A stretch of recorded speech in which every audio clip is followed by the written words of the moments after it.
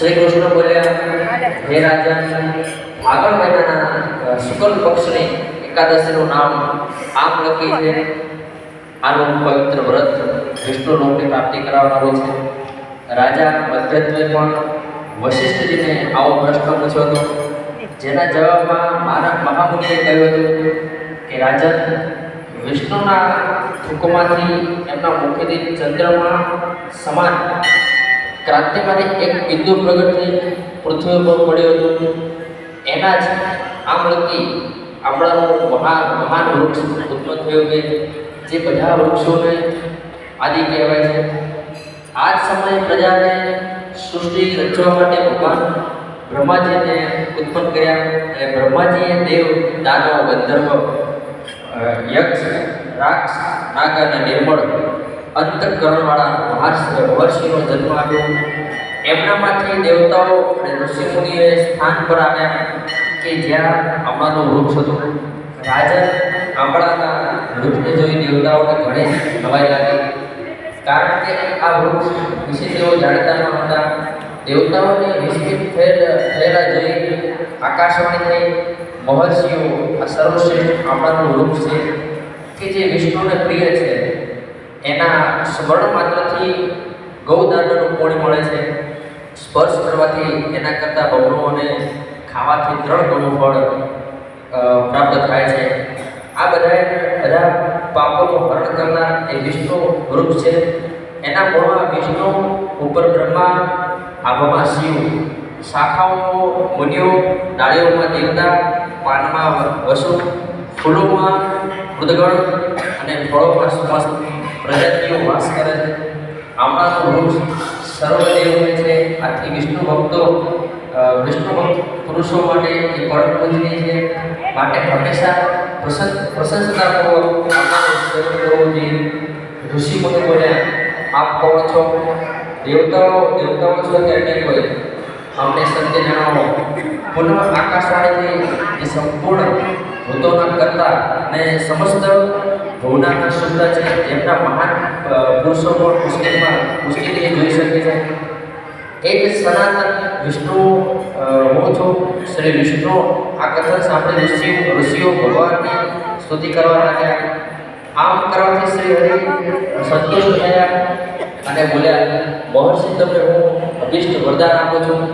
ઋષિ બોલ્યા, ભગવાન, જો તમે સંતુષ્ટ થયા હોય તો અમારા લોકોના હિત માટે કંઈ એવું વ્રત બતાવો કે જે સ્વર્ગ અને મોક્ષરૂપી ફળ પ્રદાન કરનારો હોય. શ્રી હરિ બોલ્યા, મહર્ષિ, ફાગણ મહિનાના શુક્લ પક્ષમાં જે પુષ્પ નક્ષત્રવાળી એકાદશી હોય તે મહાન પુણ્ય પ્રદાન કરનારી અને મોટા પાતકોને નાશ કરનારી હોય છે. આ દિવસે આપણાના વૃક્ષ પાસે જઈ ત્યાં રાત્રે જાગરણ કરવું જોઈએ. આનાથી મનુષ્ય બધા પાપોમાંથી મુક્ત થઈ જાય છે અને સહસ્ત્ર ગૌદાનનું ફળ પ્રાપ્ત થાય છે. ઋષિઓ બોલ્યા, હે પ્રભુ, આ વ્રતની વિધિ જણાવો. આના દેવતા અને મંત્ર છે. પૂજન કેવી રીતે કરવું? ભગવાન વિષ્ણુ કહ્યું, વિપ્રગણો આ એકાદશીને પ્રાપ્ત કાળે દંત પાવન કરીને સંકલ્પ કરાવો. હે પુત્રિકાક્ષ, હું એકાદશીના નિર્હાર કરીને બીજા દિવસે ભોજન કરીશ. આપ મને ચરણોમાં રાખો. આવા નિયમ લીધા પછી પતિત, ચોર, પાખંડી, દુરાચારી અને મર્યાદા ભંગનાર મનુષ્ય સાથે વાર્તાલાપ ન કરો. પોતાના મનને વશમાં રાખીને સ્નાન કરો. સ્નાન કરતા પહેલા શરીર પર માટી લગાવવા માટેનો મંત્ર છે. અસવર્તાર્થક્તમ વિષ્ણુકાંતેવ સુંદરે મૃત્યેકી હરં પાપ જન્મ કોટાય સમજિદમ. હે વસુંધરા, તમારા પર અશ્વ અને રથ ચાલતો રહે છે. અને વામન અવતાર સમયે ભગવાન વિષ્ણુ પણ પોતાના વડે વાપ્યું હતું. મૃતિકે કે કરોડો જન્મોમાં જે પાપ કર્યું છે, મારા બધા પાપને હારી લો. જળની અધિષ્ઠ દેવ એવા સમગ્ર ભૂતો માટે જીવન છે. એ જીવન કે જે સ્વદેશ અને અધિવંચન જાતની જીવાનું પણ રક્ષણ કરે છે. તેમને રસોના સમાન છે. તમને નમસ્કાર. આજે હું સમગ્ર તીર્થ કુંડો, ઝરણાઓ, નદીઓ અને દેવ સંબંધી સરોવરમાં સ્નાન કરી ચૂક્યો. મારું આ સ્નાન ઉક્ત બધા સ્નાનોનું ફળ પ્રદાન કરનારું છે. વિદ્વાન પુરુષો પરશુરામની સોનાની પ્રતિમા બનાવડાવી પ્રતિમામાં પોતાના શક્તિ અને ધન પ્રમાણે 1 અથવા 18 સોનું બનાવવા જોઈએ. સ્નાન કર્યા પછી ઘેર આવીને પૂજન અને હવન કરો. ત્યારબાદ બધી સામગ્રી લઈ આપણા વૃક્ષ નીચે જવું. ત્યાં વૃક્ષની ચારે બાજુ જમીન પર ઝાડ લગાવી લીપી જમીનને શુદ્ધ કરીને ભૂમિ પર મંત્રપાઠ કરી જળથી ભરેલા નવા કળશની સ્થાપના કરી. કળશમાં પંચરત્ન અને દિવ્ય ગંધ વગેરે પ્રસ્તાવ કરો. શ્વેત ચંદનથી અને લેપ કરો. કંઠમાં ફૂલોની માળા પહેરાવી બધા પ્રકારના ધૂપની સુગંધ પ્રસુદ્ધ કરી દીપકો જલાવવા. ચારે બાજુ સુંદર અને મનોહર વાતાવરણ તૈયાર કરો. પૂજા માટે નવી છત્રી પગરખાં વસ્ત્ર પણ મગાવી રાખવા.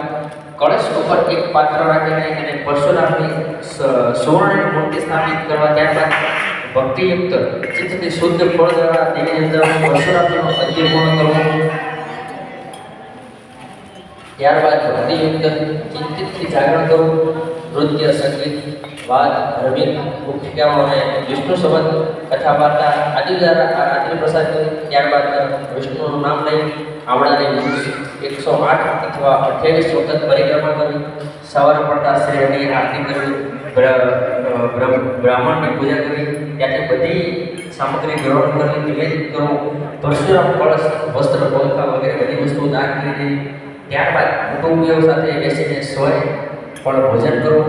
બધી તીર્થોનું સેવન કરવાથી જે પુણ્ય પ્રાપ્ત થાય છે એ બધું જ ઉપરોક્ત વિધિના પાલનથી સુલભ થાય છે. શ્રી કૃષ્ણ કહે યુધિષ્ઠિરને આ દુર્લભ વ્રત મનુષ્ય બધા પાપોને મુક્ત કરવા માટે અમલી એકાદશીનું વ્રત કરે છે. બોલે શ્રી કૃષ્ણ કનૈયાલાલ કી જય. એક અગત્યની અહીંયા જાહેરાત કરવાની છે, જો કે ના કરાય પણ કરીએ છીએ કે આપણે જે અહીંયા